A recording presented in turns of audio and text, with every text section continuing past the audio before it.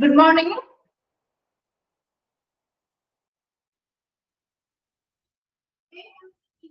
Good morning.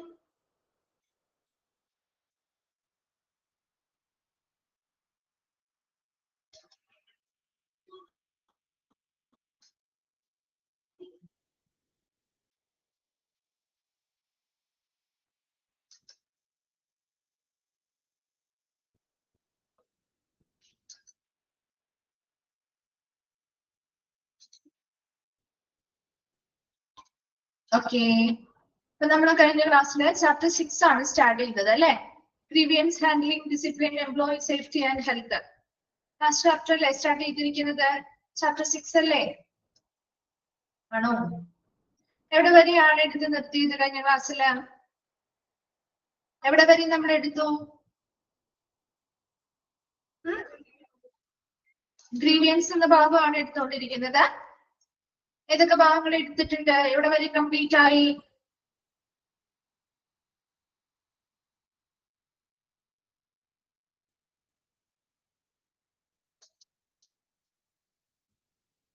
എന്താണ് reply ഇല്ലാത്ത? എവിടെ വരെ എടുത്തു? ഡെഫിനിഷൻസ് പറഞ്ഞു അല്ലേ? ഇന്റർനാഷണൽ ലേബർ ഓർഗനൈസേഷന്റെ ഡെഫിനിഷൻസ് പറഞ്ഞു. ഫോംസ് ഓഫ് ഗ്രീവിയൻസ് ജസ്റ്റ് ഒന്ന് സ്റ്റാർട്ട് ചെയ്തില്ലേ? ഫോംസ് ഓഫ് ഗ്രീവിയൻസ് അതല്ലേ എടുത്തുകൊണ്ടിരുന്നത് മിസ്? ഫസ്റ്റ് വൺ പറഞ്ഞിരുന്നു, പക്ഷെ കംപ്ലീറ്റ് ആയില്ല എന്ന് തോന്നുന്നു അല്ലെ? ജസ്റ്റ് നമ്മളതൊന്ന് സ്റ്റാർട്ട് ചെയ്ത് വെച്ചിരുന്നു എന്ന് തോന്നുന്നു അല്ലെ? ഓക്കെ, അപ്പൊ ഫോംസ് ഓഫ് ഗ്രീവിയൻസ് തുടങ്ങി നമുക്ക് ഇനി സ്റ്റാർട്ട് ചെയ്യാം കേട്ടോ. അതിനു മുമ്പുള്ള ഡെഫിനിഷൻസ് കംപ്ലീറ്റ് ആണ്. അപ്പൊ അത് നിങ്ങൾക്ക് ഓക്കെ ആണെന്ന് തോന്നുന്നു. അപ്പൊ നെക്സ്റ്റ് ഫോംസ് ഓഫ് ഗ്രീവിയൻസ് തുടങ്ങി സ്റ്റാർട്ട് ചെയ്യാം കേട്ടോ. ഓക്കെ,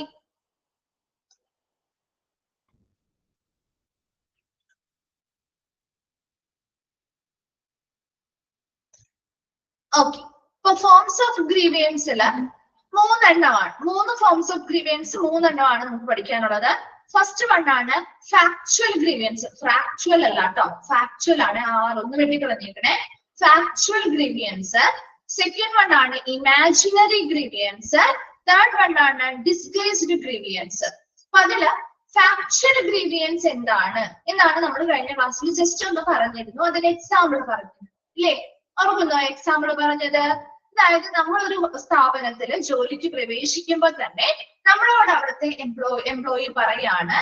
എംപ്ലോയർ പറയാണ് എന്താണ്, നിങ്ങൾക്ക് ഒരു വർഷത്തിന് ശേഷം നിങ്ങൾ നന്നായിട്ട് പെർഫോം ചെയ്യുന്നുണ്ട് എങ്കിൽ നിങ്ങൾക്ക് ഒരു വർഷത്തിന് ശേഷം സാലറിയിൽ വർധനവുണ്ടാവും എന്ന് അവിടുത്തെ എംപ്ലോയർ പറയാണ് നമ്മുടെ അടുത്ത്, നമ്മൾ ജോയിൻ ചെയ്യുന്ന സമയത്ത് തന്നെ.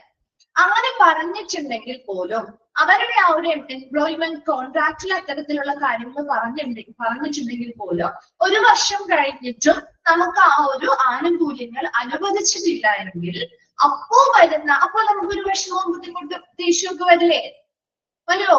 സ്വാഭാവികമായിട്ടും അതിനെതിരെ ഒരു പരാതി വരില്ലേ? വരും അല്ലെ? അത്തരം സാഹചര്യങ്ങളിൽ നിന്ന് വരുന്ന ഒരു ഗ്രീവിയൻസ് അല്ലെങ്കിൽ പരാതി അല്ലെങ്കിൽ ഒരു കംപ്ലൈന്റിനെയാണ് നമ്മുടെ ഫാക്ച്വൽ ഗ്രീവിയൻസ് എന്ന് പറയുന്നത്. ജനറൽ ആയിട്ട് നിങ്ങൾ അത് എന്താണെന്ന് മനസ്സിൽ എക്സാമിൽ വെച്ചിട്ടൊന്ന് പഠിച്ചാൽ മതി. അപ്പൊ കിട്ടും കേട്ടോ. അപ്പൊ നമുക്കൊന്ന് നോക്കാം. ഫാക്ച്വൽ ഗ്രീവിയൻസ് നോക്കി.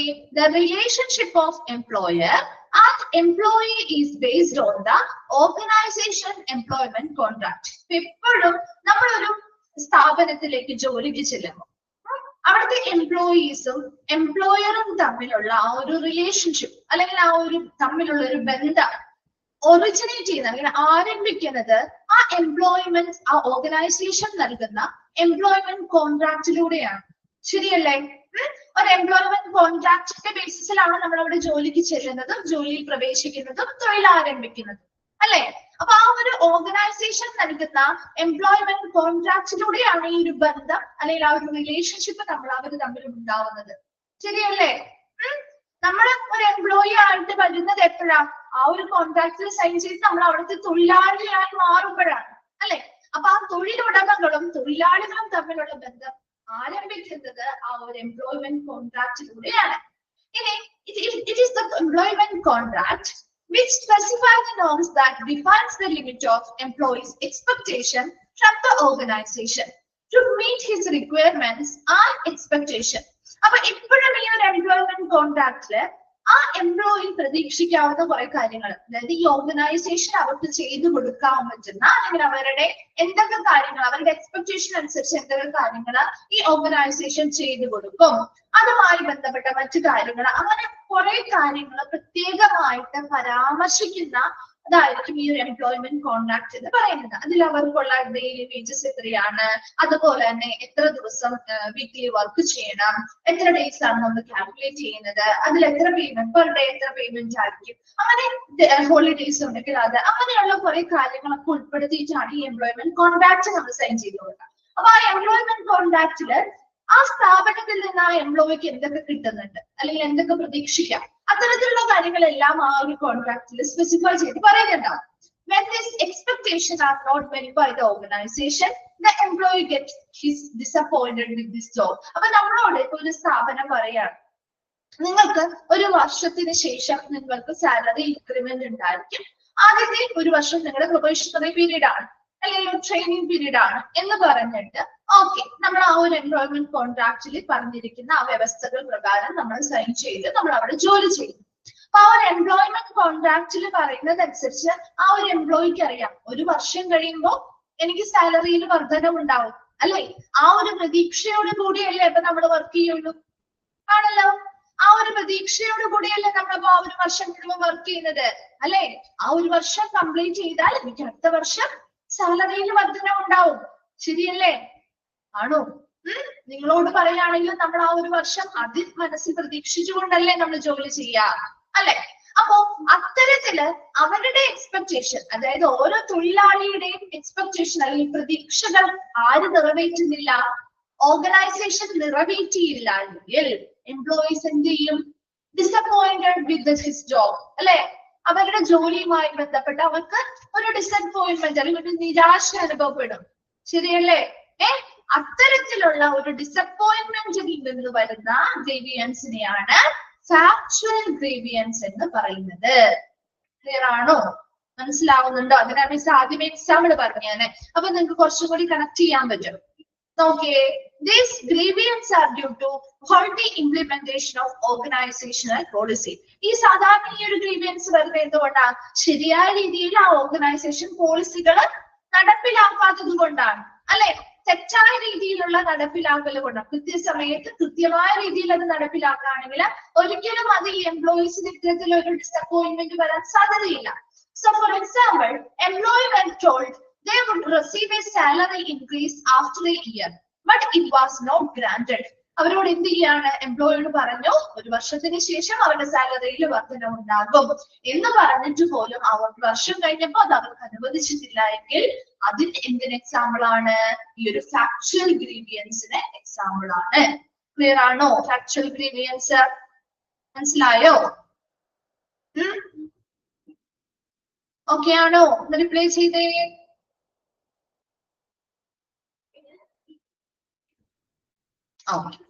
ശരി, നെക്സ്റ്റ് വൺ ആണ് ഇമാജിനറി ഗ്രീവിയൻസ്. ഇമാജിനറി ഗ്രീവിയൻസ് പറഞ്ഞാൽ the imaginary grievance arises when an employee is dissatisfied due to his wrong perception, negative attitude and incorrect information. അതായത് ഇവിടെ ഇമാജിനറി ഗ്രീവിയൻസ് സാധാരണയായിട്ട് അറൈസ് ചെയ്യുന്നതിൽ ആരംഭിക്കുന്നത് when an employee is dissatisfied, അവർ അസംതൃപ്തരാണ്. എന്തുകൊണ്ട്? Due to his wrong perception. ചിലപ്പോ അവർക്ക് തെറ്റായിട്ടുള്ള എന്തെങ്കിലും ധാരണകൾ കൊണ്ടാവാം, നെഗറ്റീവ് ആയിട്ടുള്ളൊരു ആറ്റിറ്റ്യൂഡ് അല്ലെങ്കിൽ മനോഭാവം കൊണ്ടാവാം, ഇൻകറക്റ്റ് ആയിട്ടുള്ള ഇൻഫർമേഷൻ, കൃത്യമല്ലാത്ത ഇൻഫർമേഷൻസ് അവർക്ക് കിട്ടിയത് കൊണ്ടാവാം. അപ്പൊ അത്തരത്തിൽ എന്തെങ്കിലും കാരണങ്ങളാല് ഒരു എംപ്ലോയി ഡിസാറ്റിസ്ഫൈഡ് ആവുന്നു അല്ലെങ്കിൽ അസംതൃപ്തനാകുന്നതിനെയാണ് നമ്മൾ അതിലൂടെ അറൈസ് ചെയ്യുന്ന ഗ്രീവിയൻസ് ആണ് ഇമാജിനറി ഗ്രീവിയൻസ് എന്ന് പറഞ്ഞാൽ. അതായത് this wrong perception can have long term impact on the organization. ഇത്തരത്തിലൊരു തെറ്റായ ഇപ്പൊ നമുക്ക് ഇപ്പൊ എന്താ പറയാ, ഇപ്പൊ ഒരു ഓർഗനൈസേഷനുമായി ബന്ധപ്പെട്ട് അല്ലെങ്കിൽ നമുക്ക് അവിടുത്തെ തൊഴിലുടമയുമായി ബന്ധപ്പെട്ട ഒരു തെറ്റായ ധാരണ നമ്മുടെ മൈൻഡിലേക്ക് വന്നു എന്ന് വിചാരിക്കും. ഒരു തെറ്റായിട്ടുള്ള ഒരു ധാരണ ചിലപ്പോ ഒറിജിനൽ ആയിട്ട് ചിലപ്പോ അങ്ങനെ ഉണ്ടാവില്ലായിരിക്കാം, പക്ഷെ എന്നാൽ പോലും ഒരു തെറ്റായ ധാരണ നമ്മുടെ മൈൻഡിലേക്ക് വന്നിട്ടുണ്ടെങ്കിൽ സ്വാഭാവികമായിട്ടും അത് ആ ഓർഗനൈസേഷന് നല്ലതായിരിക്കും. ആ ഓർഗനൈസേഷനെ കുറിച്ചോ അല്ലെങ്കിൽ അവിടുത്തെ മാനേജറിനെ കുറിച്ചോ അല്ലെങ്കിൽ അവിടുത്തെ എംപ്ലോയറെ കുറിച്ചോ ഒക്കെ ഒരു തെറ്റായ ധാരണ അവിടുത്തെ എംപ്ലോയീസിന്റെ ഇടയിൽ ഉണ്ടാവുകയാണെങ്കിൽ അത് നല്ലതായിരിക്കും ഓർഗനൈസേഷൻ അല്ല, അല്ലെ? അതാണ് ഇവിടെ the wrong perception can have long term impact on the organization. അല്ലെ? ആ ധാരണ മാറുന്നത് വരെ നമ്മുടെ മനസ്സിൽ അതായിരിക്കും, അല്ലെ? അത് വെച്ചാൽ നമുക്ക് പെരുമാറാനും പറ്റുള്ളൂ, ശരിയല്ലേ?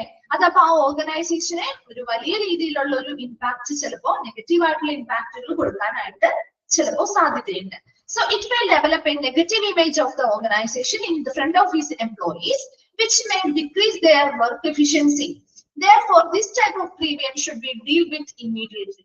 അല്ലെ? അപ്പൊ ഇമാജിനറി ഗ്രീവിയൻസ് പറഞ്ഞാൽ ഇത്രേ ഉള്ളൂ, സാങ്കല്പികമായിട്ടുള്ള. അതായത് ചിലപ്പോൾ നമുക്ക് ആ ഒരു എംപ്ലോയറെ കുറിച്ച് മറ്റാരെങ്കിലും പറഞ്ഞു തന്നിരിക്കുന്ന ഒരു തെറ്റായിട്ടുള്ള എന്തെങ്കിലും ധാരണയാവും. ചിലപ്പോ അവിടുത്തെ എംപ്ലോയേഴ്സിന്റെ അവര് ചിലപ്പോ പെരുമാറുന്നതിന്റെ ആവാം, അല്ലെങ്കിൽ നമ്മളോട് മാത്രമല്ല, ചിലപ്പോൾ കുറച്ച് വിഭാഗത്തോട് നല്ല രീതിയിൽ പെരുമാറുന്നു, കുറച്ച് ആളുകളോട് ഒരു പാർഷ്യാലിറ്റി കാണിക്കുന്നു എന്നൊരു ചിന്ത നമുക്ക് വരുന്നത് കൊണ്ടാവാം.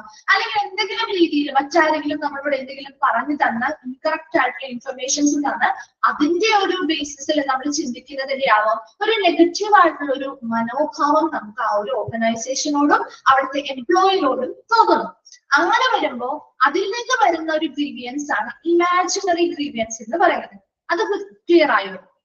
അപ്പൊ ഇത്തരത്തില് നമുക്കൊരു ഓർഗനൈസേഷനെ കുറിച്ച് അല്ലെങ്കിൽ നമ്മുടെ ജോലി ചെയ്യുന്ന സ്ഥാപനത്തിലെ തൊഴിലുടമയെ കുറിച്ചൊക്കെ ഒരു നെഗറ്റീവ് ആയിട്ടുള്ള ഒരു തെറ്റിദ്ധാരണ വന്നു കഴിഞ്ഞാല് അത് നല്ലതല്ല, അല്ലെ? അത് ആ ഓർഗനൈസേഷന് അത്ര നല്ലതല്ല. കാരണം അങ്ങനെ ഒരു നെഗറ്റീവ് ഇമേജ് ആ ഒരു ഓർഗനൈസേഷന് വേണ്ടിയിട്ട് അല്ലെങ്കിൽ ആ ഓർഗനൈസേഷനിലെ എംപ്ലോയറുമായി ബന്ധപ്പെട്ട് ആ എംപ്ലോയീസിന്റെ മുൻപിൽ വന്നാല് അവരുടെ ആ ഒരു കാര്യക്ഷമത കുറയ്ക്കാനാണ് അത് സാധിക്കുക, ശരിയല്ലേ? നമ്മൾ വർക്ക് ചെയ്യുന്ന സ്ഥാപനത്തില് നമുക്ക് ആ ഓർഗനൈസേഷൻ അത്ര നല്ലതല്ല എന്നൊരു ധാരണ ഉണ്ടെങ്കിൽ പിന്നെ നമ്മൾ വളരെ എഫക്റ്റീവ് ആയിട്ട് ഈ ഓർഗനൈസേഷൻ നല്ല രീതിയിൽ മുന്നോട്ട് പോകണം എന്ന് വിചാരിച്ച് നമ്മൾ വർക്ക് ചെയ്യോ? നിങ്ങൾ വർക്ക് ചെയ്യോ? ഇല്ല, അല്ലെ? അപ്പൊ അതുപോലെ തന്നെ ഏതൊരു എംപ്ലോയിയും അങ്ങനെയായിരിക്കും. നമുക്ക് ഒരു നെഗറ്റീവ് ഇമേജ് ആ ഒരു സ്ഥാപനത്തെ കുറിച്ചോ അവിടുത്തെ എംപ്ലോയറെ കുറിച്ചോ വന്നു കഴിഞ്ഞാൽ പിന്നെ നമ്മുടെ വർക്ക് എഫിഷ്യൻസി എന്ന് പറയുന്നത് കുറഞ്ഞു പോകും. കാരണം നല്ല രീതിയിൽ വർക്ക് ചെയ്യാൻ പറ്റില്ല. അത് ഈ ടൈപ്പ് ഓഫ് ഗ്രീവിയൻസിനെയാണ് നമ്മൾ ഇമാജിനറി ഗ്രീവിയൻസ് എന്ന് പറയുന്നത്. അത് ഇത്തരത്തിലുള്ള സംഭവം ഇമാജിനറി ഗ്രീവിയൻസ് വന്നു കഴിഞ്ഞാൽ അത് വളരെ ഇമ്മീഡിയറ്റ് ആയിട്ട് ഉടനെ തന്നെ അത് കൈകാര്യം ചെയ്യണം. അല്ല എങ്കിൽ അവിടുത്തെ എംപ്ലോയീസിന്റെ ഇടയിൽ നെഗറ്റീവ് ഇമേജുകൾ ഈ ഒരു സ്ഥാപനത്തെ പറ്റി കൂടെ നമുക്കറിയാം. നമുക്ക് ഒരാളെ പറ്റി നെഗറ്റീവ് തോന്നിക്കഴിഞ്ഞാൽ പിന്നെ അവർ ചെയ്യുന്നതെല്ലാം നെഗറ്റീവായിട്ടല്ലേ തോന്നുള്ളൂ, അല്ലെ? ചിലപ്പോ നമുക്ക് മറ്റാരെങ്കിലും പറഞ്ഞു തന്ന ഒരു അറിവായിരിക്കാം, ശരിയല്ലേ? നമ്മുടെ ഒരു ലൈഫ് എടുത്ത് നോക്കിയേ, നമ്മളും അങ്ങനെയൊക്കെ തന്നെയാണ്, അല്ലെ? നമുക്ക് ഏറ്റവും പ്രിയപ്പെട്ട ഒരാളെ കുറിച്ച് അയാൾ എങ്ങനെയാണ് അല്ലെങ്കിൽ അവരങ്ങനെയാണ് എന്ന് പറഞ്ഞു നമ്മുടെ മൈൻഡിൽ അത് കിടക്കും, ശരിയല്ലേ? നമ്മുടെ അത്രയും വിശ്വസ്തനായിട്ടുള്ള ഒരാൾ നമ്മളോട് പറയുകയാണെങ്കിൽ നമ്മുടെ മൈൻഡിൽ കിടക്കില്ലേ? സ്വാഭാവികമായിട്ടും എല്ലാവർക്കും ഉണ്ടാവുന്ന കാര്യമാണ്. പിന്നീട് ആ വ്യക്തി ചെയ്തതെല്ലാം നമുക്കും തെറ്റായിട്ട് തോന്നില്ല. അവർ ചിലപ്പോൾ നല്ലത് ചെയ്താലും ഒരു നെഗറ്റീവ് ആയിട്ടുള്ള രീതിയിൽ തന്നെ പിന്നീട് നമ്മളത് എടുക്കുള്ളൂ, അല്ലെ? അതുപോലെ തന്നെ ഒരു ഓർഗനൈസേഷനുമായി ബന്ധപ്പെട്ട് ഇത്തരത്തിലുള്ള ഒരു കാര്യം വന്നു കഴിഞ്ഞാൽ അത് ആ എംപ്ലോയീസിന്റെ ഇടയിൽ ആ ഒരു നെഗറ്റീവ് ഇമേജ് കൂടുതലാവാനും അവരുടെ എഫിഷ്യൻസി കുറയാനൊക്കെ സാധ്യതയുള്ളത് കൊണ്ട് അത് എത്രയും വേഗം എന്ത് ചെയ്യണം? കൈകാര്യം ചെയ്യേണ്ടതായിട്ടുണ്ട്. ക്ലിയർ ആണോ? ഇമാജിനറി ഗ്രീവിയൻസ് എന്താണുള്ളത്? മനസ്സിലായോ? ഫാക്ച്വൽ ഗ്രീവിയൻസ് പറഞ്ഞു, ഇമാജിനറി ഗ്രീവിയൻസ് പറഞ്ഞു. ക്ലിയർ അല്ലേ? ഓക്കെ അല്ലേ? ശരി. തേർഡ് വൺ ആണ് ഡിസ്ഗേസ്ഡ് ഗ്രീവിയൻസ്.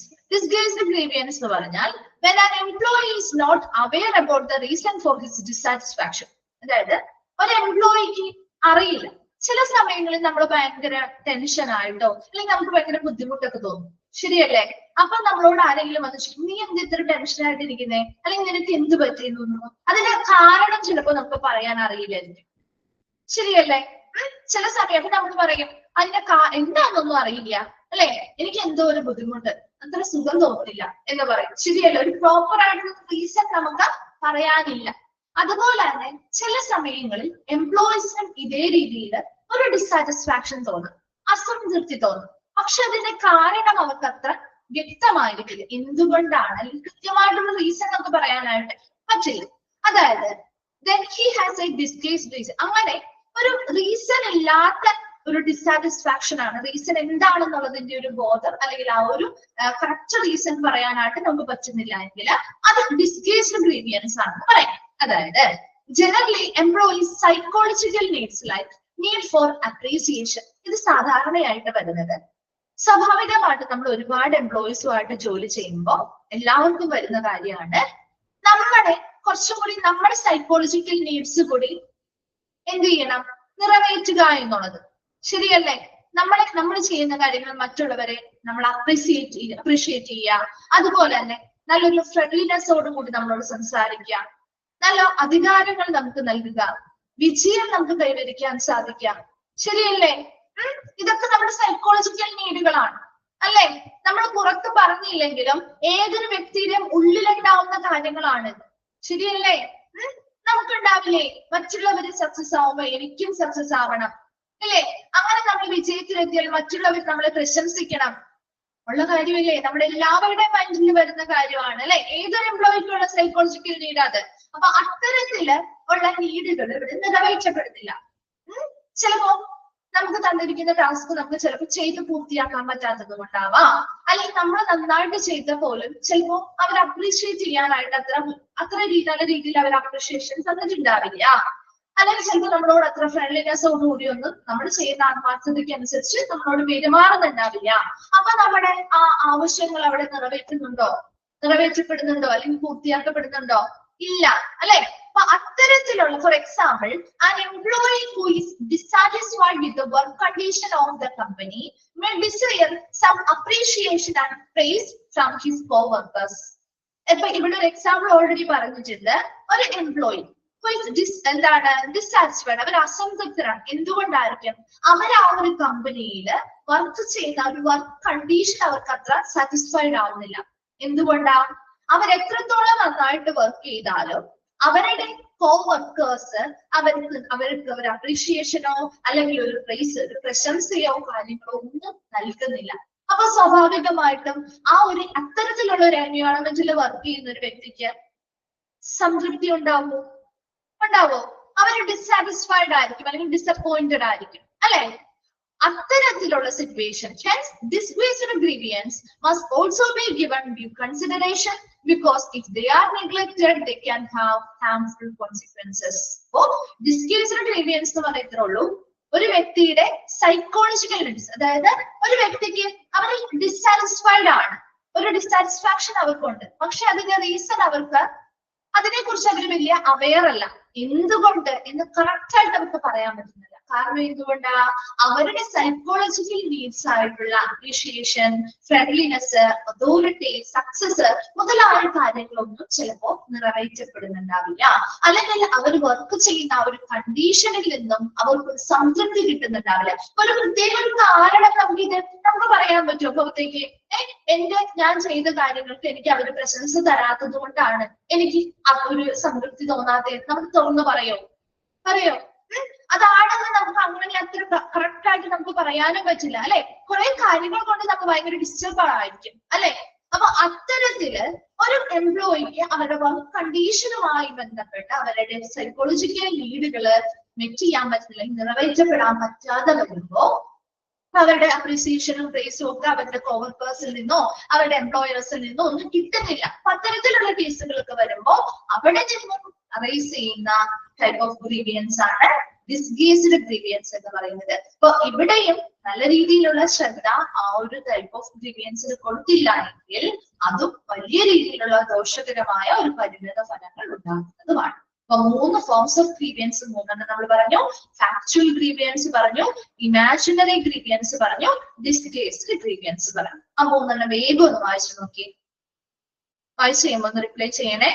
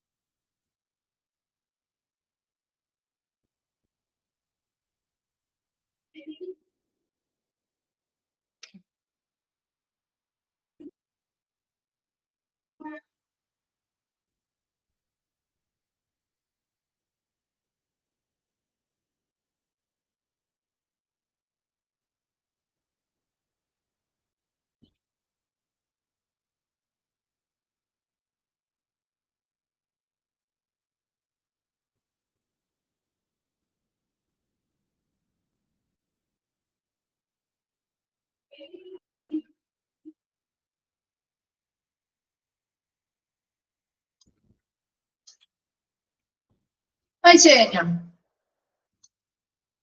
ക്ലിയർ അല്ലേ? ക്ലിയർ അല്ലേ? Okay.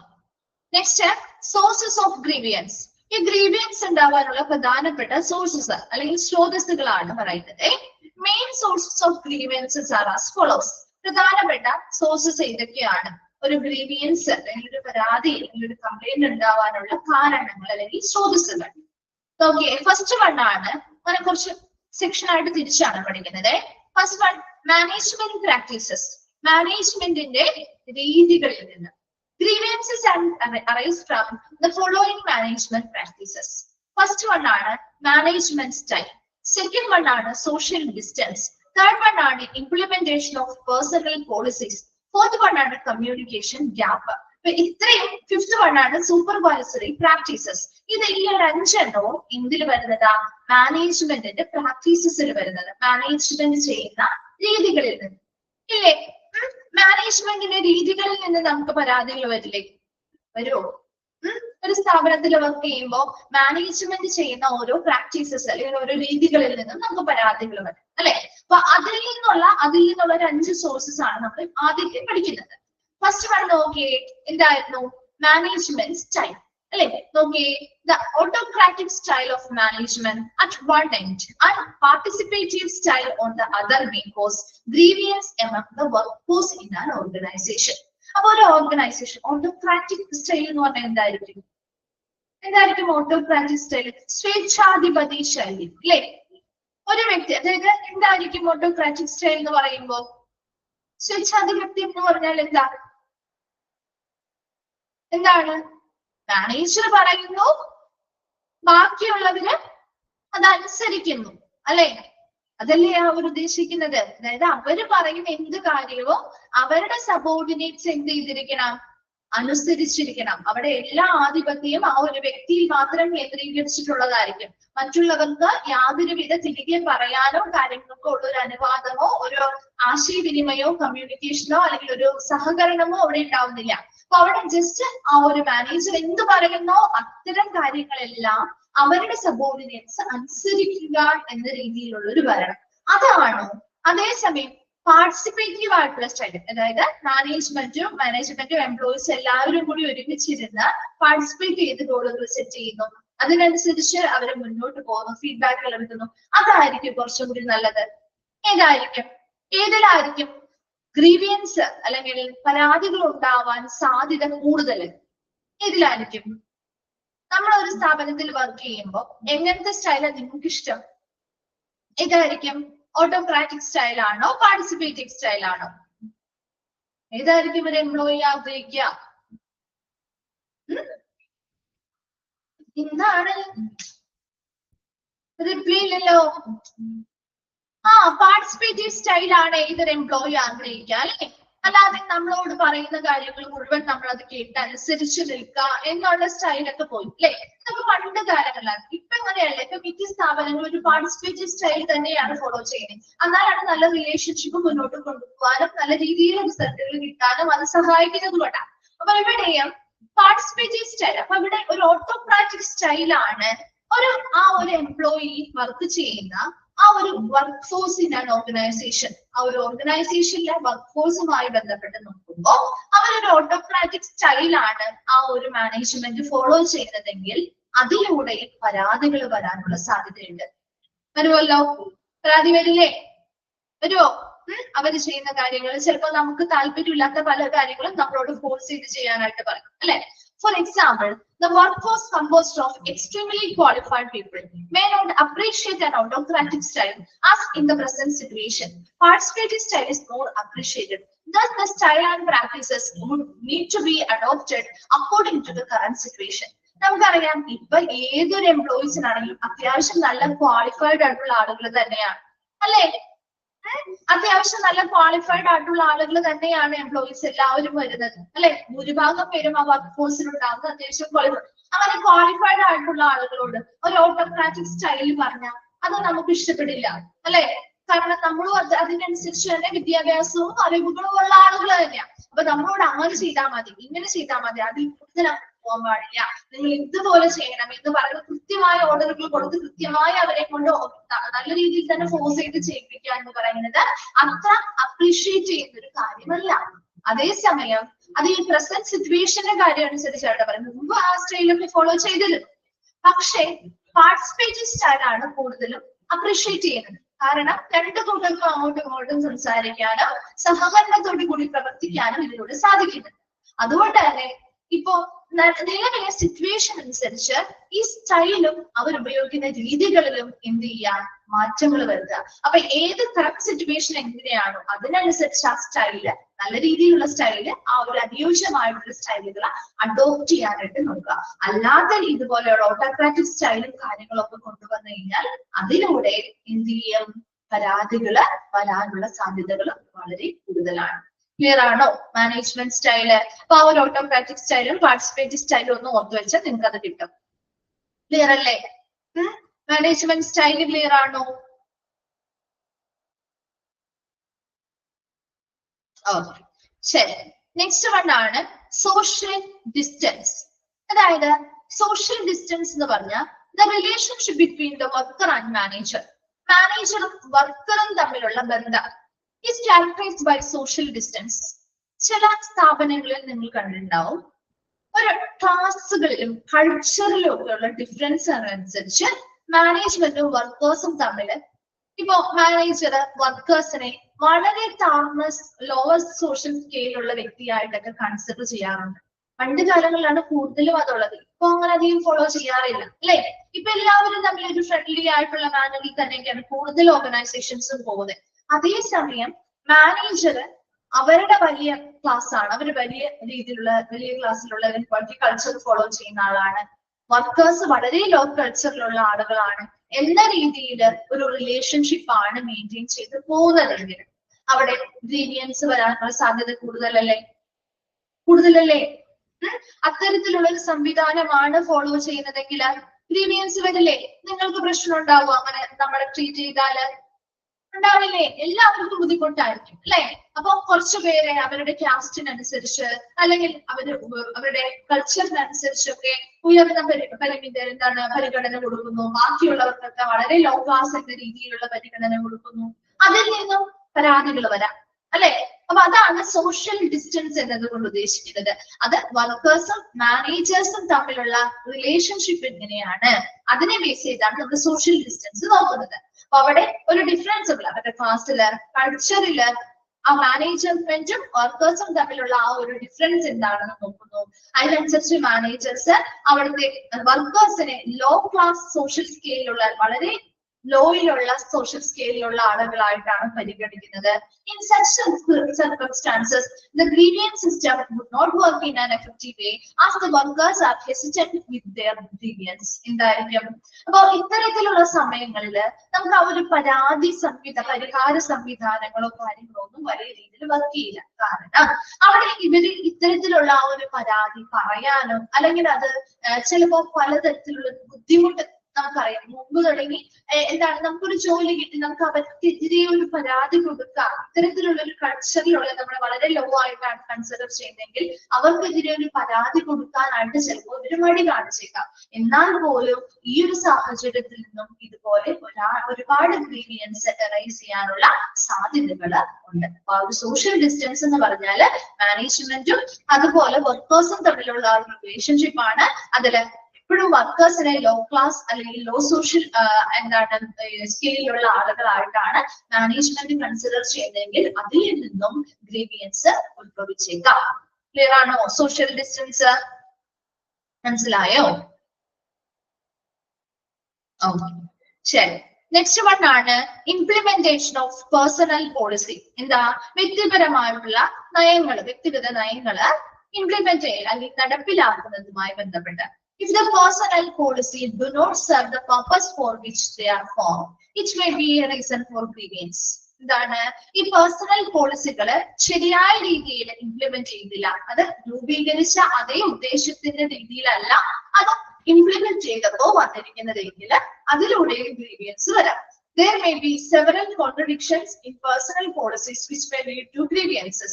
Example, matters related to employee remuneration, seniority, overtime, assignment of personnel to shift. അതായത് ഇവിടെ ഇത്ര മാത്രമേ ഉള്ളൂ, പേഴ്സണൽ പോളിസികളുടെ ഇംപ്ലിമെന്റേഷൻ.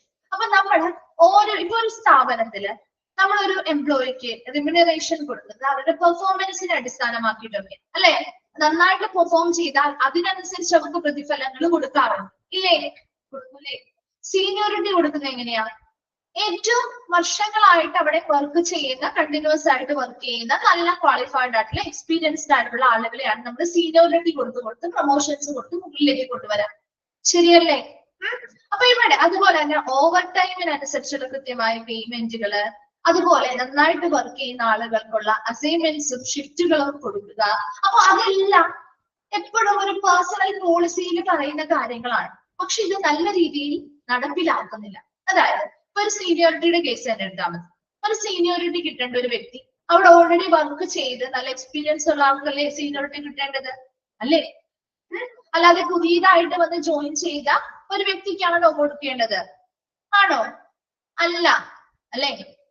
പക്ഷെ ഇവിടെ എന്ത് ചെയ്യുന്നു? നേരെ തിരിച്ചു ചെയ്യുന്നു.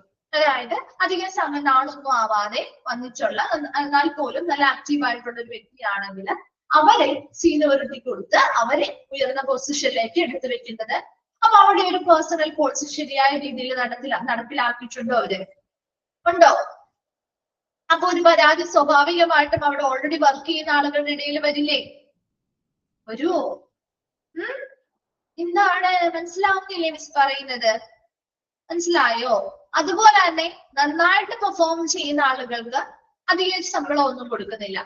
അതേസമയം വലിയ രീതിയിൽ പെർഫോം ചെയ്തില്ലെങ്കിലും മാനേജ്മെന്റുമായിട്ട് നല്ലൊരു ടൈപ്പിൽ നിൽക്കുന്ന ആളുകൾക്ക് നല്ല രീതിയിലുള്ള റെമ്യൂണറേഷൻ കൊടുക്കുന്നു. അപ്പോഴും പ്രശ്നം വരില്ലേ? വരുവോ? അപ്പൊ മാനേജ്മെന്റ് നടപ്പിലാക്കുന്ന ഇത്തരത്തിലുള്ള പേഴ്സണൽ പോളിസികള് അതിന്റെ പർപ്പസിനനുസരിച്ചല്ല അവിടെ നടപ്പിലാക്കിയിട്ടുള്ളതെങ്കിൽ അതിൽ നിന്നും ഗ്രീവിയൻസ് വരാം. അതാണ് ഇംപ്ലിമെന്റേഷൻ ഓഫ് പേഴ്സണൽ പോളിസിയിൽ പറയുന്നത്. ക്ലിയർ ആയോ? മനസ്സിലായോ? ഓക്കെ. അടുത്തത് കമ്മ്യൂണിക്കേഷൻ ഗ്യാപ്പ്. എന്തായിരിക്കും? Lack of communication between the employees and management can also cos grievance. വരില്ലേ? നല്ലൊരു ആശയവിനിമയം മാനേജ്മെന്റും എംപ്ലോയീസും തമ്മിൽ ഇല്ല എങ്കിലും പരാതി വരില്ലേ? വരോ? മാനേജ്മെന്റ് ചെയ്യുന്ന അവര് സ്വീകരിച്ചിട്ടുള്ള പല കാര്യങ്ങളും ചിലപ്പോ എംപ്ലോയീസ് അറിയുന്നുണ്ടാവില്ല. എംപ്ലോയീസിനോട് നല്ല രീതിയിൽ ഒരു ആശയവിനിമയം നടത്തുന്നില്ല. അതിലൂടെയും പരാതികൾ വരാലോ. The matters that concern the employees or group of employees should be informed to them. എംപ്ലോയീസുമായി ബന്ധപ്പെട്ട അവർ ചെയ്യേണ്ടതുമായി ബന്ധപ്പെട്ട കാര്യങ്ങളെ കുറിച്ചുള്ള മാറ്റേഴ്സ് എപ്പോഴും അവരോട് എന്ത് ചെയ്യണം? കൃത്യമായിട്ട് ഇൻഫർമേഷൻസ് കൊടുത്തിരിക്കണം, അല്ലെ? അങ്ങനെ ഇൻഫർമേഷൻസ് കൊടുക്കാതെ പല കാര്യങ്ങളും ഇവരോട് ചെയ്യാനും ഇതിനു വേണ്ടിയിട്ട് അങ്ങനെ ചെയ്യണം ഇങ്ങനെ ചെയ്യണം എന്നൊന്നും പറയാതെ ലാസ്റ്റ് അത് എന്തുകൊണ്ട് ചെയ്തു തീർത്തില്ല എന്ന് പറഞ്ഞ് ഇവരെ എന്താണ് വഴക്ക് പറയുന്നതിനും ഭേദം എന്താണ് എപ്പോഴും കൃത്യമായ കമ്മ്യൂണിക്കേഷൻ ഇവര് ചെയ്യേണ്ട കാര്യങ്ങളെ കുറിച്ചും ഇവരുമായിട്ട് റിലേറ്റഡ് ആയിട്ടുള്ള കാര്യങ്ങളെ കുറിച്ചും നൽകുകയാണെന്നുണ്ടെങ്കിൽ അത് കുറച്ചുകൂടി എഫക്റ്റീവ് ആണ്. അത്തരത്തിൽ നല്ലൊരു കമ്മ്യൂണിക്കേഷൻ മാനേജ്മെന്റും എംപ്ലോയീസും തമ്മിൽ ഉണ്ടാവുന്നില്ല എങ്കിലും ഒരു പരാതികൾ അവിടുന്ന് വരാൻ സാധ്യതയുണ്ടോ? ഉണ്ട്, അല്ലെ? അപ്പൊ ഒരു കമ്മ്യൂണിക്കേഷൻ ഗ്യാപ്പ് എന്നതുകൊണ്ട് അതാണ് ഉദ്ദേശിക്കുന്നത്. Next, okay, for example, information about proposed actions of the management with intents to take in future, location of new plant, layoffs and mergers, the key decisions, the introduction of new schemes or new ways of working. If the employees are aware about the proposed actions, then they will understand the consequences of the management actions, which in turn will lead to less number of grievances. ഇവിടെ information, അതായത് management തീരുമാനിച്ച എന്തെങ്കിലും ഒരു കാര്യം, എന്തെങ്കിലും proposed actions, എന്തെങ്കിലും ഒരു കാര്യം നടപ്പിലാക്കാൻ മാനേജ്മെന്റ് തീരുമാനിച്ചിട്ടുണ്ടെങ്കിൽ അത് ചിലപ്പോൾ ഭാവിയിൽ നടപ്പിലാക്കാവുന്നതായിരിക്കാം, അല്ലെങ്കിൽ പുതിയ ഏതെങ്കിലും ഒരു പ്ലാന്റ് ലൊക്കേഷൻ തീരുമാനിച്ചിട്ടുണ്ടാവാം, അല്ലെങ്കിൽ ലേ ഓഫുകളോ അല്ലെ സ്ഥാപനങ്ങൾ തമ്മിൽ ലേ ഓഫ് ചെയ്ത് ലയിപ്പിച്ച് മെർജ് ചെയ്യാനായിട്ട് തീരുമാനിച്ചിട്ടുണ്ടാവും. അങ്ങനെ എന്തൊരു പുതിയ തീരുമാനം എടുത്താലും ഒരു പുതിയ സ്കീം കൊണ്ടുവരുന്നു അല്ലെങ്കിൽ ന്യൂ വേസ് ഓഫ് വർക്കിംഗ് പുതിയൊരു വർക്കിംഗ് രീതികൾ കൊണ്ടുവരുന്നു. അങ്ങനെ എംപ്ലോയിയുമായി ബന്ധപ്പെട്ടും അവർ ഉൾപ്പെടുന്ന രീതിയിലുള്ള എന്തൊരു കാര്യത്തെ കുറിച്ചും കൃത്യമായ ഇൻഫർമേഷൻസ് എംപ്ലോയീസിന് എന്ത് ചെയ്യണം നൽകിയിരിക്കണം. If the employee are aware about the proposed action, then they will understand the consequences of the management action, which in turn will lead to less number of grievances. ഒരു എംപ്ലോയിക്ക് അതിനെ പറ്റി അറിയാമെങ്കിൽ എംപ്ലോയിക്ക് കൃത്യമായിട്ട് ഇതിനെ കുറിച്ച് പ്രോപ്പർ ആയിട്ടുള്ള ഇൻഫർമേഷൻസ് കൊടുത്തിട്ടുണ്ട്, അവർ അതിൽ അവെയർ ആണെങ്കിൽ അവർക്ക് അതിനനുസരിച്ച് ആ പ്രപ്പോസ്ഡ് ആക്ഷൻസ് അല്ലെങ്കിൽ ഫ്യൂച്ചർ പ്ലാൻ എന്താണെന്ന് മനസ്സിലാക്കാനും അതിനനുസരിച്ച് പെർഫോം ചെയ്യാനും പറ്റൂലേ? അപ്പൊ സ്വാഭാവികമായിട്ടും അവിടുത്തെ ആ ഒരു ഗ്രീവിയൻസ് അല്ലെങ്കിൽ പരാതികളും കുറവായിരിക്കും. ശരിയല്ലേ? ആണോ? എംപ്ലോയീസിനോട് നല്ല രീതിയിൽ കമ്മ്യൂണിക്കേഷൻ നടത്തിയാൽ അവർക്ക് മാനേജ്മെന്റ് എന്താണോ തീരുമാനിച്ചിരിക്കുന്നത് അതിനനുസരിച്ച് നന്നായിട്ട് പെർഫോം ചെയ്യാൻ പറ്റും. അപ്പൊ അതുകൊണ്ട് തന്നെ ആ പരാതികളും കുറച്ചെടുക്കാനായിട്ട് നമുക്ക് സാധിക്കും. Then അടുത്തത് സൂപ്പർവൈസറി പ്രാക്ടീസസ്. നോക്കിയേ, faulty supervisory style such as lack of consistent application of personnel policy, biases in applying rules and decisions, etc. can create pressure on employees and could lead to grievance. For example, setting up challenging individual or group tasks without consulting the staff members can build pressure and cause grievance. Supervisory രീതികളിൽ നിന്ന് നമ്മുടെ supervisors നമുക്ക് proper ആയിട്ടുള്ള ഒരു ഡയറക്ഷൻസോ കാര്യങ്ങളോ നൽകുന്നില്ല, ശരിയായ രീതിയിൽ നമ്മൾ ലീഡ് ചെയ്യുന്നില്ല. അതുപോലെ തന്നെ ആ ഒരു സ്റ്റൈൽ ഓഫ് സൂപ്പർവൈസർ നല്ലതല്ല. അതുപോലെ തന്നെ അവിടെ ഒരു ബയാസ്ഡ് ആയിട്ടുള്ള നിഷ്പക്ഷമായ രീതിയിലല്ല അവിടെ ചിലർക്ക് നമുക്ക് അവർക്ക് പ്രിയപ്പെട്ട ആളുകളുമായിട്ട് ഒരു റൂൾസ് ആൻഡ് ഡിസിഷൻസ് ആയിരിക്കും, മറ്റുള്ളവരുമായിട്ട് വേറെ റൂൾസ് ആൻഡ് ഡിസിഷൻസ് ആയിരിക്കും, അങ്ങനെയുള്ള കാര്യങ്ങൾ. അതുപോലെ തന്നെ എന്താണ് ഒരു ഇൻഡിവിജ്വലോ ആയിട്ടോ അല്ലെങ്കിൽ ഒരു ഗ്രൂപ്പ് ആയിട്ടോ ചെയ്യേണ്ട ടാസ്കുകളുമായി ബന്ധപ്പെട്ട് അത് ചലഞ്ചസ് സെറ്റ് ചെയ്യുമ്പോൾ അത് സ്റ്റാഫ് മെമ്പേഴ്സിനോട് കൺസൾട്ട് ചെയ്യാതെ അവർക്ക് ഇഷ്ടമുള്ള രീതിയിൽ അത് സെറ്റ് ചെയ്യുന്നു, അത് ഇവരെ ഫോഴ്സ് ചെയ്ത് ഇവരെ കൊണ്ട് ചെയ്യാനായിട്ട് ശ്രമിക്കുന്നു. അങ്ങനെയുള്ള കുറെ കാര്യങ്ങളിൽ നിന്നും നമുക്ക് ഗ്രീവിയൻസ് അല്ലെങ്കിൽ പരാതികൾ ഉത്ഭവിച്ചേക്കാം. അപ്പൊ സൂപ്പർവൈസറി പ്രാക്ടീസ് എന്ന് പറഞ്ഞാൽ ഇത്ര മാത്രമേ ഉള്ളൂ. ഇവിടെ പ്രധാനമായിട്ടും ഒരു സൂപ്പർവൈസറി സ്റ്റൈൽ അവരുടെ മേൽനോട്ടം വഹിക്കുന്ന ആ ഒരു സ്റ്റൈലിലുള്ള പ്രശ്നമാണ്. അപ്പൊ അവിടെ ശരിയായ രീതിയിൽ കൺസിസ്റ്റന്റ് ആയിട്ട് അവർക്ക് നല്ല രീതിയിലുള്ള പോളിസികളെ കുറിച്ചോ മറ്റു കാര്യങ്ങളെ കുറിച്ചുള്ള ഡയറക്ഷൻസോ ലീഡ്സോ ഒന്നും കൊടുക്കുന്നില്ല. അതുപോലെ തന്നെ കുറച്ചു പേരുമായിട്ട് ഒരു കുറച്ചു പേരോട് നല്ല രീതിയിൽ റൂൾസ് ആൻഡ് റെഗുലേഷൻസും ഡിസിഷൻസും ഒക്കെ ചെയ്യുന്നുണ്ട്, കുറച്ചു പേരോട് ഒരു നിഷ്പക്ഷമായ രീതിയിൽ നിൽക്കുന്നില്ല.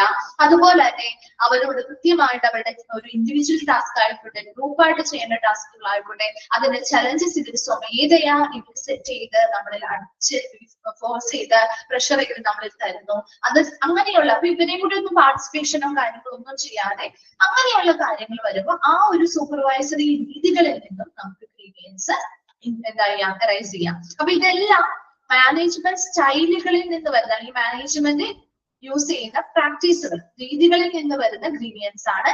ഫസ്റ്റ് വൺ മാനേജ്മെന്റ് സ്റ്റൈൽ പറഞ്ഞു, സോഷ്യൽ ഡിസ്റ്റൻസ് പറഞ്ഞു, implementation of personal policy, communication gap, അതുപോലെ തന്നെ സൂപ്പർവൈസറി പ്രാക്ടീസസ്. ഇത്രയും വേഗം ഒന്ന് വായിച്ചു നോക്കി എന്നിട്ടൊന്ന് റിപ്ലൈ ചെയ്യണേ.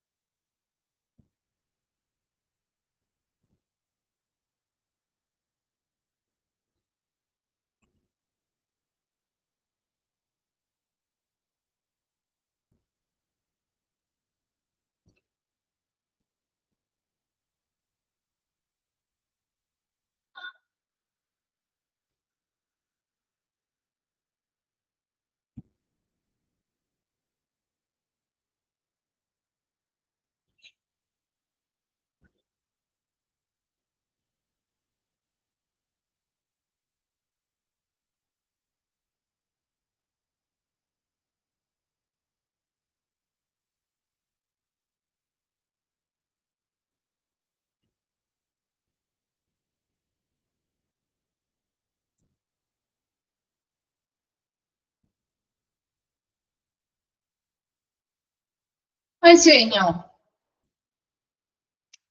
ഓക്കെ, ശരി. ഓക്കെ, അപ്പൊ നമുക്ക് നെക്സ്റ്റ് സോഴ്സിലേക്ക് പോവാം കേട്ടോ. Grievances resulting from personal management. അപ്പൊ പേഴ്സണൽ മാനേജ്മെന്റിൽ നിന്ന് റിസൾട്ട് ചെയ്യുന്ന അല്ലെങ്കിൽ അതിൽ നിന്ന് അറൈസ് ചെയ്യുന്ന ഗ്രീവിയൻസ് അല്ലെങ്കിൽ പരാതികളാണ് പറയുന്നത്. Various personnel management factors can lead to grievances which are as follows. നമ്മുടെ പേഴ്സണൽ ആയിട്ടുള്ള മാനേജ്മെന്റ് അല്ലെങ്കിൽ പൊരുത്തക്കേടുകളിൽ നിന്നും ഒരുപാട് അത്തരത്തിലുള്ള പൊരുത്തക്കേടുകൾ, അത്തരത്തിലുള്ള ഘടകങ്ങളിൽ നിന്നും ഇതുപോലെയുള്ള ഗ്രീവിയൻസുകളിലേക്ക് നയിച്ചേക്കും. അപ്പൊ എന്തൊക്കെയാ നോക്കി, ഇതിൽ വരുന്നതാണ് first one negative attitude of employee, രണ്ടാമത്തത് ഹെൽത്ത് പ്രോബ്ലം, തേർഡ് വൺ ആണ് ഇംപ്രാക്ടിക്കൽ എക്സ്പെക്ടേഷൻ. അപ്പൊ അതിൽ ഫസ്റ്റ് വൺ ആണ് നെഗറ്റീവ് ആറ്റിറ്റ്യൂഡ് ഓഫ് എംപ്ലോയി. എംപ്ലോയിയുടെ നെഗറ്റീവ് ആയിട്ടുള്ള ഒരു മനോഭാവം. It has been noted that employees having a negative attitude complain frequently and are careless, casual and inconsiderate of others. അല്ലേ, നമുക്കറിയാം എംപ്ലോയീസിന് ചിലപ്പോൾ പൊരുത്തപ്പെടാനായിട്ട് ആ ഒരു ഓർഗനൈസേഷനുമായി ബന്ധപ്പെട്ട് പൊരുത്തപ്പെട്ടു പോകാനോ ഒക്കെ ബുദ്ധിമുട്ടുണ്ടാവാം. ഒരു നെഗറ്റീവ് ആയിട്ടുള്ള ഒരു ആറ്റിറ്റ്യൂഡ് ആ ഒരു സ്ഥാപനത്തെ കുറിച്ച് ഇവിടുത്തെ എംപ്ലോയീസിന് എന്തെങ്കിലും രീതിയിൽ തോന്നുകയാണെങ്കിൽ അത് ഒരു പരാതിക്കുള്ള ഒരു കാരണമാണ്. ശരിയല്ലേ? കാരണം അവർ നെഗറ്റീവ് ആറ്റിറ്റ്യൂഡ് എംപ്ലോയീസിന് തോന്നുകയാണെങ്കിൽ അവർ പതിവായിട്ട് പരാതികൾ കംപ്ലൈന്റ് ചെയ്യും. ഈക്വലി കംപ്ലൈന്റ് ചെയ്യില്ലേ? നമുക്ക് തൊട്ടതിനും പിടിച്ചതിനും ഒക്കെ പരാതിയാണ് നമ്മൾ പറയും അല്ലെ.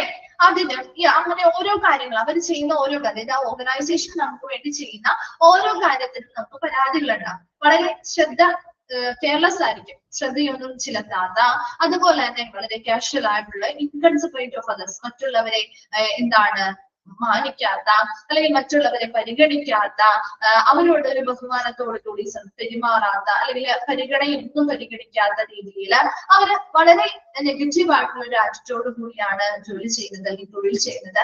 അതിനനുസരിച്ച് പതിവായ രീതിയിലുള്ള പരാതികളും നൽകുന്നുണ്ട്. They agitate others to join them and give rise to unnecessary grievance. അവരെന്ത് ചെയ്യും? അവർ ഓൾറെഡി നെഗറ്റീവാണ്, പക്ഷെ അവർ മറ്റുള്ളവരെ കൂടി ഇതിലേക്ക് ജോയിൻ ചെയ്യിപ്പിക്കുകയും അതിനനുസരിച്ച് അൺനെസസറി അനാവശ്യമായിട്ടുള്ള പരാതികൾ ഉന്നയിക്കാനും ശ്രമിക്കുന്നു. അപ്പൊ negative attitude of the employee, എംപ്ലോയിക്ക് ആ ഓർഗനൈസേഷനുമായി ബന്ധപ്പെട്ട ഒരു നെഗറ്റീവ് ആറ്റിറ്റ്യൂഡ് സൃഷ്ടിച്ചിട്ടുണ്ടെങ്കിൽ അവരുടെ മൈൻഡിൽ വന്നിട്ടുണ്ടെങ്കിൽ അതിലൂടെ അവർ വളരെ ഒന്നും ശ്രദ്ധയോടുകൂടി ഒരു തൊഴിലും ശ്രദ്ധയോടുകൂടിയായിരിക്കും ചെയ്യുന്നത്.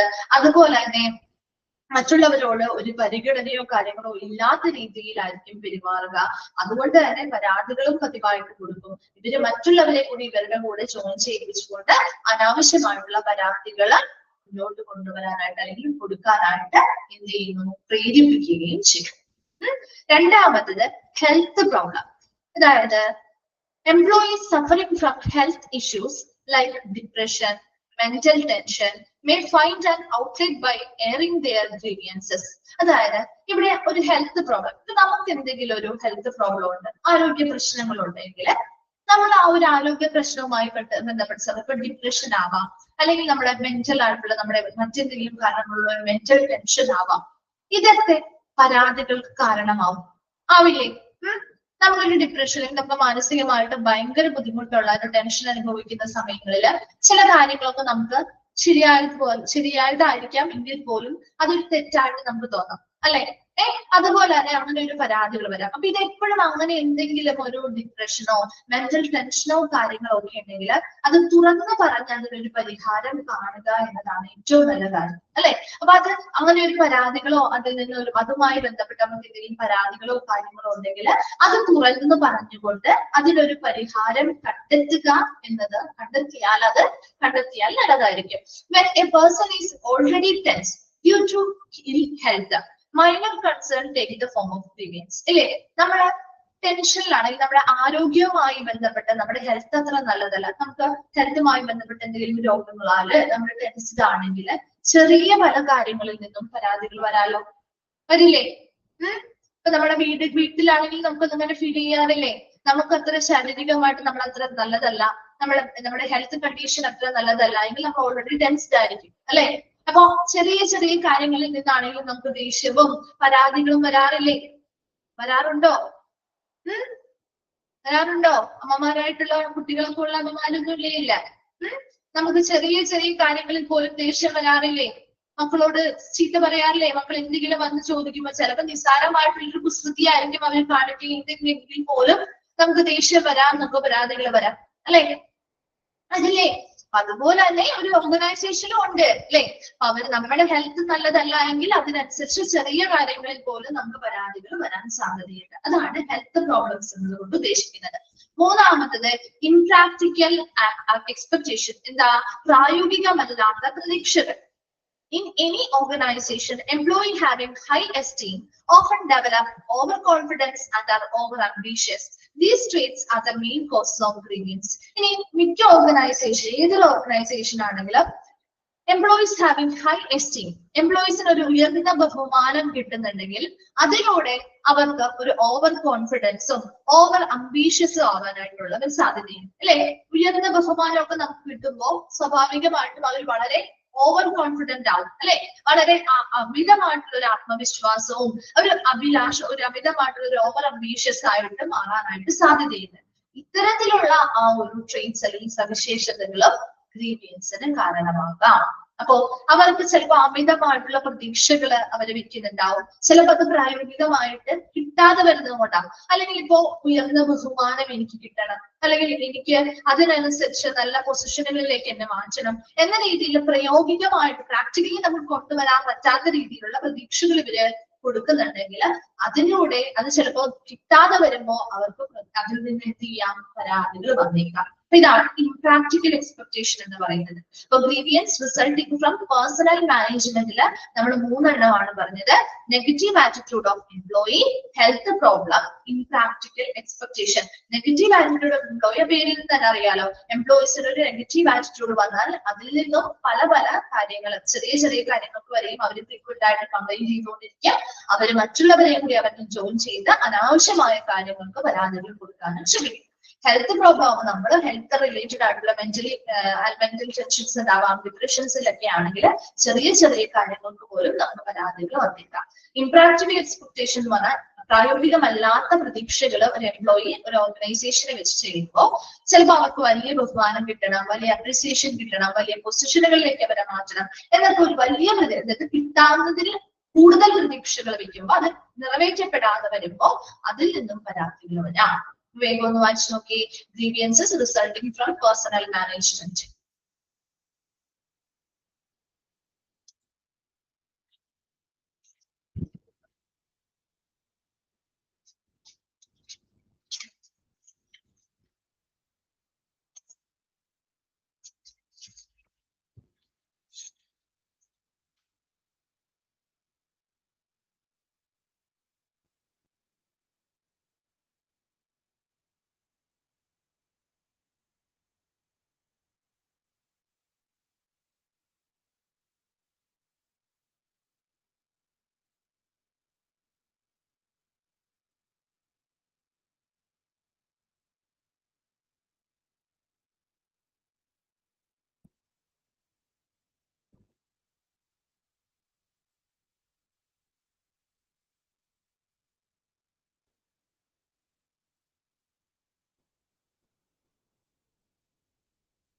വായിച്ചു കഴിയുമ്പോൾ ഒന്ന് റിപ്ലൈ ചെയ്യണേ.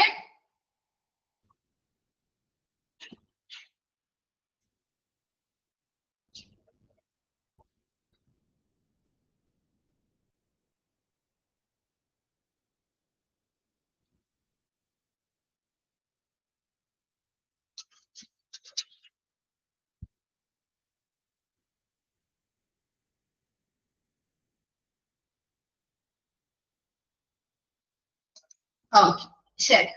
തേർഡ് വൺ ആണ് വർക്കിംഗ് കണ്ടീഷൻ. ഇപ്പൊ 3 സോഴ്സസ് ആണ് മാനേജ്മെന്റ് പ്രാക്ടീസസ്. രണ്ടാമത് നമ്മൾ പറഞ്ഞത് grievance resulting from personal management. Third source ആണ് വർക്കിംഗ് കണ്ടീഷൻ. അപ്പോ employee may distress due to following reasons. എംപ്ലോയീസിന് വിഷമോ ബുദ്ധിമുട്ടുകളോ ഒക്കെ അനുഭവപ്പെടാവുന്ന താഴെ പറയുന്ന കാരണങ്ങളാണ് അനുഭവപ്പെടാം. അപ്പൊ അത് വർക്കിംഗ് കണ്ടീഷനുമായി ബന്ധപ്പെട്ട സോഴ്സുകളാണ് കേട്ടോ. ഓക്കെ, ഫസ്റ്റ് വൺ ആണ് റിജിഡ് പ്രൊഡക്ഷൻ സ്റ്റാൻഡേർഡ്. നമ്മുടെ ആ ഒരു കമ്പനിയിൽ എന്താണോ പ്രൊഡക്ഷൻ നടക്കുന്നത് അതുമായി ബന്ധപ്പെട്ട വളരെ കർശനമായിട്ടുള്ള സ്റ്റാൻഡേർഡുകൾ പാലിക്കുന്നതിലൂടെ, അപ്പൊ കർശനമായ സ്റ്റാൻഡേർഡുകൾ പാലിക്കുമ്പോൾ അത് ചിലപ്പോ ചില സമയങ്ങളിൽ എങ്കിൽ പോലും അത് അവിടുത്തെ എംപ്ലോയീസിന് ബുദ്ധിമുട്ടുകൾ ഉണ്ടാക്കാറുണ്ട്. രണ്ടാമത്തത് mismatch of the skills of the worker and the requirement of the job. അവരുടെ ജോലിയുടെ ആവശ്യകതയും അതിനനുസരിച്ച് വർക്കറിന്റെ സ്കില്ലും തമ്മിൽ മാച്ച് ആവാതെ വരും. സ്വാഭാവികമായിട്ടും വരില്ലേ? നമ്മുടെ സ്കില്ലിനനുസരിച്ചുള്ള ഒരു ജോലിയല്ല നമുക്ക് കിട്ടിയിരിക്കുന്നതെങ്കിൽ അവിടെയൊക്കെ ഒരു പരാതി വരില്ലേ? വരുവോ? നമുക്കൊരു ബുദ്ധിമുട്ട് അനുഭവപ്പെടുവോ? പെടുവോ? നമ്മുടെ സ്കില്ലിനനുസരിച്ചുള്ള ഒരു ജോലിയല്ല, അവ തമ്മിൽ മാച്ച് ആവുന്നില്ല എങ്കിൽ അത് തന്നെയാണ് കേട്ടോ, ജോലിയുടെ ആവശ്യകതയും വർക്കറിന്റെ സ്കില്ലും തമ്മിൽ ഒരു മിസ്മാച്ച് ആണ്, അത് ശരിയാവുന്നില്ല, യോജിക്കുന്നില്ല എങ്കിൽ അപ്പോൾ നമുക്ക് ബുദ്ധിമുട്ട് അനുഭവപ്പെടാം. മൂന്നാമത്തേത് lack of adequate tools, machines and equipments to successfully complete a given task. നമുക്ക് തന്നിരിക്കുന്ന ഒരു ടാസ്ക്, ഈ ചുമതല നല്ല രീതിയിൽ നമുക്ക് കംപ്ലീറ്റ് സക്സസ്ഫുൾ ആയിട്ട് വിജയകരമായിട്ട് പൂർത്തിയാക്കാൻ പറ്റുന്നില്ല. കാരണം മതിയായിട്ടുള്ള ടൂളുകളില്ല, മെഷീനുകളില്ല, എക്യുപ്മെന്റ്സ് അല്ലെങ്കിൽ ഉപകരണങ്ങളില്ല, അതിന്റെയൊക്കെ അഭാവം അതും നമുക്ക് ബുദ്ധിമുട്ടുണ്ടാക്കുന്നുണ്ട്. അതുപോലെ changes in work hours of techniques, നമ്മളോട് പറഞ്ഞ വർക്ക് അവറിൽ മാറ്റങ്ങൾ വരുന്നു, അല്ലെങ്കിൽ നമ്മളോട് പറഞ്ഞ ടെക്നിക്കുകളിൽ മാറ്റങ്ങൾ വരുന്നുണ്ടെങ്കിൽ അതും നമുക്ക് ബുദ്ധിമുട്ട് അല്ലെങ്കിൽ വിഷമം അനുഭവിക്കേണ്ട കാര്യങ്ങളാണ്. അതുപോലെ തന്നെ പുവർ റാപ്പോർട്ട് വിത്ത് സൂപ്പർവൈസർ, സൂപ്പർവൈസറുമായിട്ടൊരു മോശമായ ബന്ധം, നല്ലൊരു ബന്ധം കീപ്പ് ചെയ്യാൻ പറ്റുന്നില്ല എങ്കിൽ അപ്പോൾ പ്രശ്നമാണ്. അതുപോലെ തന്നെ bad conditions of the work place like unavailability of drinking water, damage work station, inadequate sanitation facility etc. അതുപോലെ നമ്മൾ വർക്ക് ചെയ്യുന്ന വർക്ക് സ്പേസിലെ കണ്ടീഷൻസ് ബാഡ് ആണ്, ഡ്രിങ്കിങ് വാട്ടറിന്റെ ലഭ്യതയില്ല, ഡാമേജ്ഡ് ആയിട്ടുള്ള വർക്ക് സ്റ്റേഷൻസ് ആണുള്ളത്, ശരിയായ രീതിയിലുള്ള സാനിറ്റേഷൻ ഫെസിലിറ്റികള് മതിയായ രീതിയിലില്ല, അത്തരത്തിലുള്ള സംഭവങ്ങൾ. Last one poor disciplinary system, നല്ലൊരു അച്ചടക്ക സംവിധാനം ഇല്ലാത്തതിനാൽ ടൂ മച്ച്, അതായത് ഒരുപാട് ഡിസിപ്ലിൻ ആയാലും ഡിസിപ്ലിൻ കുറഞ്ഞാലും പ്രശ്നമാണ്, രണ്ടും ഹാംഫുൾ ആണ്. ഒരു മീഡിയം ലെവലിൽ, ഒരു മോഡറേറ്റ് ലെവലില് ഡിസിപ്ലിൻ സംവിധാനം കൊണ്ടുപോകുന്നതാണ് ബെറ്റർ. അവിടെ ഒരു നല്ല ഡിസിപ്ലിൻ സംവിധാനം ഇല്ലാത്തതും അതിലൂടെയും എന്ത് വരാം, പരാതികൾ വരും. ഇത്രയും വർക്ക് കണ്ടീഷനുമായി ബന്ധപ്പെട്ട പരാതികളാണ്. എന്തൊക്കെയാ പറഞ്ഞേ? ഒരു കർശനമായിട്ടുള്ള റിജിഡ് ആയിട്ടുള്ള പ്രൊഡക്ഷൻ സ്റ്റാൻഡേർഡ്, പ്രൊഡക്ഷനുമായി ബന്ധപ്പെട്ട് കർശനമായ മാനദണ്ഡങ്ങൾ പാലിക്കുക, അതുപോലെ എംപ്ലോയറിന്റെ സ്കില്ലും ആ തൊഴിലിന് വേണ്ട സ്കില്ലും തമ്മിൽ മിസ്മാച്ച് ആവാം, മാച്ച് ആവാതെ വരിക, അതുപോലെ നമ്മൾ തന്നിരിക്കുന്ന ടാസ്ക് വിജയകരമായി പൂർത്തിയാക്കാൻ ആവശ്യമായ ടൂൾസോ മെഷീൻസോ ഉപകരണങ്ങളോ ഉണ്ടാവാതെ വരിക, അതുപോലെ നമ്മളോട് പറഞ്ഞിരിക്കുന്ന വർക്ക് അവേഴ്സില് അല്ലെങ്കിൽ നമ്മളോട് പറഞ്ഞിരിക്കുന്ന ടെക്നിക്കുകളില് മാറ്റങ്ങൾ കൊണ്ടുവരിക, അതുപോലെ സൂപ്പർവൈസറുമായിട്ട് നല്ലൊരു വർക്കൗട്ട് അല്ലെങ്കിൽ ബന്ധം ഉണ്ടാവാതിരിക്കുക, അതുപോലെ നമുക്ക് ആ ഒരു വർക്ക് പ്ലേസുമായി ബന്ധപ്പെട്ട ഒരു ബാഡ് കണ്ടീഷൻ, അതായത് ഡ്രിങ്കിങ് വാട്ടർ ലഭ്യമല്ല, ഡാമേജ്ഡ് ആയിട്ടുള്ള വർക്ക് സ്റ്റേഷൻസ് ആണ്, പ്രോപ്പർ ആയിട്ടുള്ള സാനിറ്റേഷൻ ഫെസിലിറ്റികളോ കാര്യങ്ങളോ കിട്ടുന്നില്ല, അങ്ങനെയുള്ള കാര്യങ്ങൾ. അടുത്തത് മോശമായിട്ടുള്ള ഡിസിപ്ലിനറി സംവിധാനം. നോക്കിയേ, പൂവർ ആയിട്ടുള്ള ഡിസിപ്ലിനറി സംവിധാനങ്ങൾ കൊണ്ടുവരുന്നത് അല്ലെങ്കിൽ അവിടെ ഉള്ളതും ഇതിലൂടെയൊക്കെ നമുക്ക് എന്ത് ചെയ്യാം, ഗ്രീവിയൻസ് പരാതികൾ ഉണ്ടായേക്കാം. വേഗം ഒന്ന് വായിച്ചു നോക്കിയ വർക്ക് കണ്ടീഷൻസ്.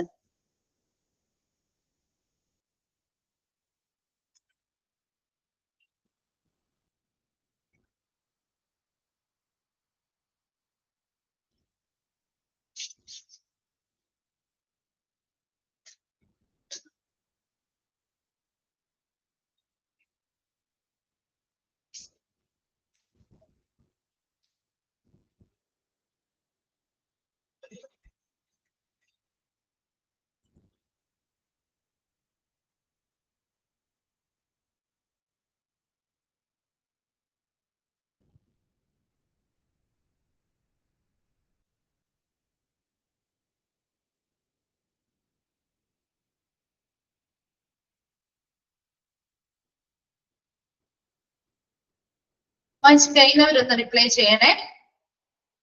വായിച്ചേ, ക്ലിയർ അല്ലേ ഇത്? അപ്പൊ സോഴ്സസ് ഒന്ന് നെക്സ്റ്റ് ഡേ വരുമ്പോ വായിച്ചിട്ട് വരാം. ഡൗട്ട്സോ കാര്യങ്ങളുണ്ടെങ്കിൽ ചോദിക്കാം കേട്ടോ. എഫക്ട്സ് ഓഫ് ഗ്രീവിയൻസ് നമ്മൾ നെക്സ്റ്റ് ക്ലാസ്സിൽ സ്റ്റാർട്ട് ചെയ്യാം. Okay, thank you.